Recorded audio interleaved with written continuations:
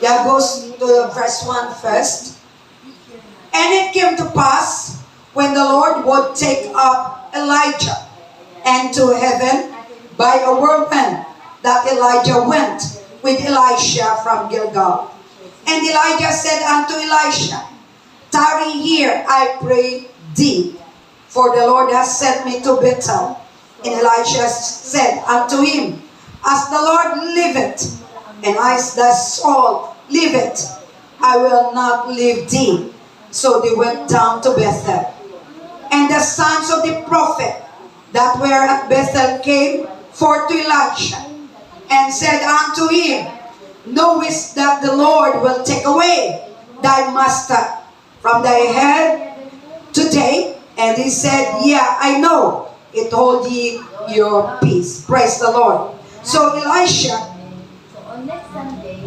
always following Elijah. Elijah is a prophet, is a pastor. So Elisha is following him as his mentor.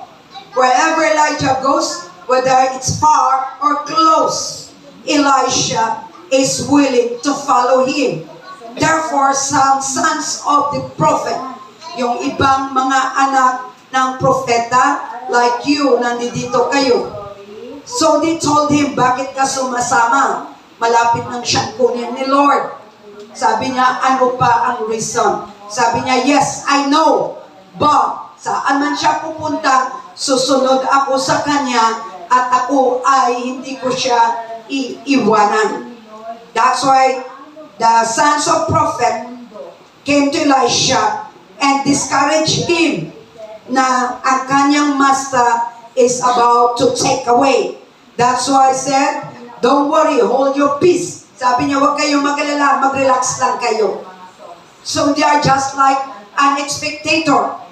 That's why, says here in verse 4, and Elijah said unto him, Elijah told Elisha, Tarry here, I pray thee, for the Lord has sent me to Jericho.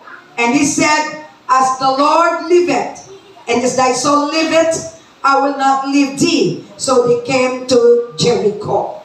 Praise the Lord. Sabi ni Elijah, pati si Elijah, trying to stop Elisha. Stop following me. God has sent me somewhere. You see, nowadays, many believers, Christians, are still believing to their prophet, still following wherever that prophet going, but there is still some wait and relax.